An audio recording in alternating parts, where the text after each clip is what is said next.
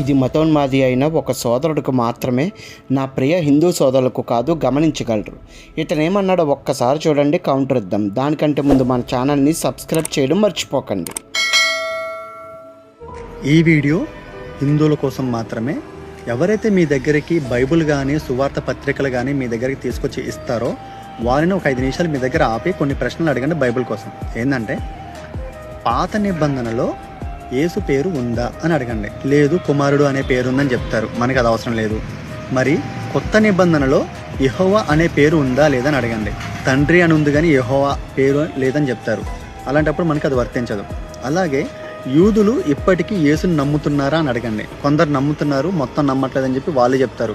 యాక్చువల్గా నిజమేందంటే యేసుని దేవుని కుమారుడిగా అంగీకరించట్లేదు 2025 ఇప్పటి వరకు. ఓకే. అండ్ ఇంకొకటి, బైబుల్ మొత్తం ఎన్ని పుస్తకాలు అని చెప్పి అడగండి.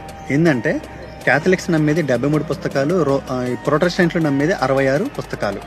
సో బైబుల్లో అక్షరం తీయకూడదు, అక్షరం కలపకూడదు అని చెప్పి ఉంటుంది కదా. మరి 73 పుస్తకాల నుంచి 66 పుస్తకాలు ఎందుకు కుదించుకున్నారు అని చెప్పి మీరు ఇది అడగండి.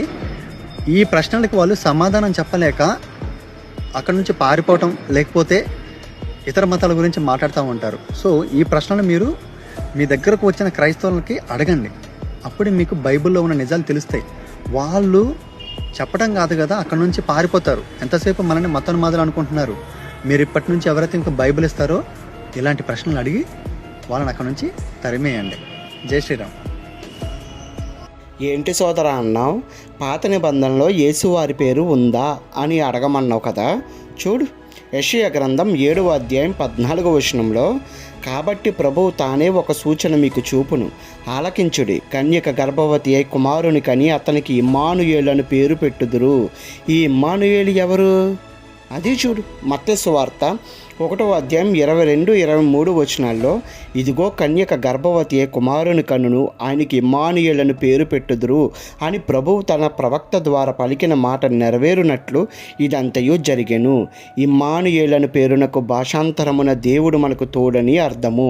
ఆ ఇమ్మానుయేలే ఎవరో కాదు, యేసుక్రీస్తు వారు. నెక్స్ట్, క్రొత్త నిబంధనలో యెహోవా అన్న పేరు ఎందుకు లేదంటే, ఆయన కుమారుడైన క్రీస్తు వారు ఈ లోకానికి వచ్చి ఆయన్ని తండ్రిగా మాకు పరిచయం చేశారు కాబట్టే ఎవ్వరూ ఇంకా పేరు పెట్టి పిలవలేదు. ఎందుకంటే పేరు కంటే గొప్పది తండ్రి అన్న పిలుపు కాబట్టి. నెక్స్ట్, యూదులు ఆనాడు యేసుక్రీస్తు వారు దైవ కుమారుడని తెలియక నమ్మలేదు. కానీ ఈనాడు ఎంతోమంది ఆయన యందు రక్షణ పొందారు. నెక్స్ట్, బైబిల్ ఎన్ని పుస్తకాలా? బైబిల్ మొత్తం 66 పుస్తకాలు మాత్రమే. వాటిని మాత్రమే నేడు క్రైస్తవులు ఫాలో అవ్వాలి. మరి క్యాథలిక్లో 73 ఎందుకున్నాయి అంటే, మొదట్లో పాత నిబంధనలో అదనంగా 7 పుస్తకాలను చేర్చడం జరిగింది. కానీ సమాజానికి అవి అవసరం లేదని వాటిని తొలగించారు. కానీ క్యాథలిక్ వారు వాటిని తీయలేదు. కాబట్టి వారికి పాత నిబంధన 46, క్రొత్త నిబంధన 27 కలిపి 73 పుస్తకాల సముదాయం ఉంది. ఓకే బాబు నాయన, ఎవ్వరూ కుదించలేదు. పరిశుద్ధాత్మ దేవుడే వాటిని 66 పుస్తకాలుగా ముద్రించి మా చేతుల్లో పెట్టించాడు. ఎందుకంటే నేటి మానవ మట్టి మెదడుకు అవి చాలు అని ఆ దేవునికి తెలుసు. అందుకే 66 పుస్తకాలతో ముగిస్తూ వీటిలో ఏది కలపకూడదు, ఏది తీయకూడదు అన్నారు. ఆ 66 గ్రంథాలు చాలు మనిషి ఎంతో నేర్చుకోవడానికి. అర్థమైందా నాయన?